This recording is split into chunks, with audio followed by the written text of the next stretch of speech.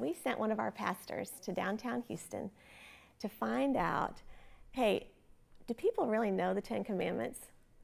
So just take a look at this. Thou shalt not steal. Thou shalt not commit adultery.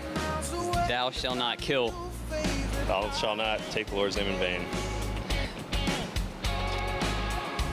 Something about loving thy neighbor the same way you love thyself. For the 10 Commandments are not 10 suggestions. They're not optional. They're the 10 Commandments.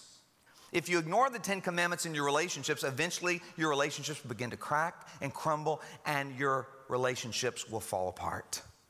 And that's what's happening with so many marriages and families today. They're built on a faulty foundation. Don't focus on just the negatives of the 10 Commandments. Focus on the positive purpose behind it, and focus on the motivation that God has for why He gave us the 10 Commandments. It's all out of love. The first two are the most important, and they're found in verses 3 and 4. You shall have no other gods before me. You shall not make for yourself an idol. Now, this is the most profound and powerful life truth. You will put something as first place in your life.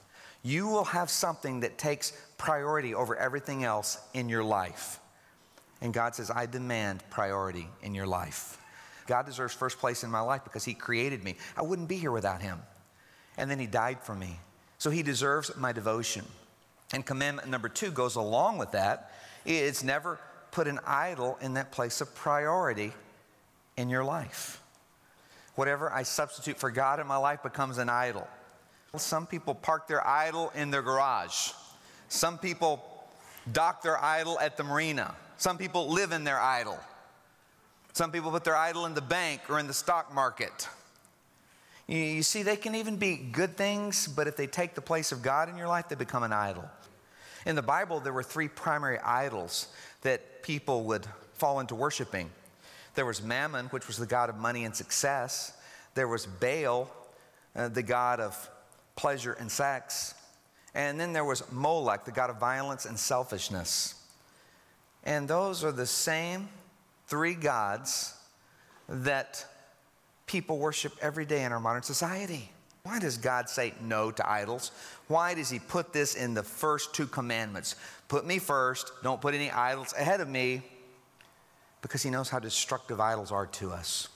There's no way that a human being can meet your deepest needs of fulfillment and joy and happiness and purpose and significance. There's no way that a human being can meet those needs. There's no way that anything, any possession, anything, any hobby, any career, any person, all those are great things, but there's no way they can meet your deepest needs. You're free to do whatever you choose to do.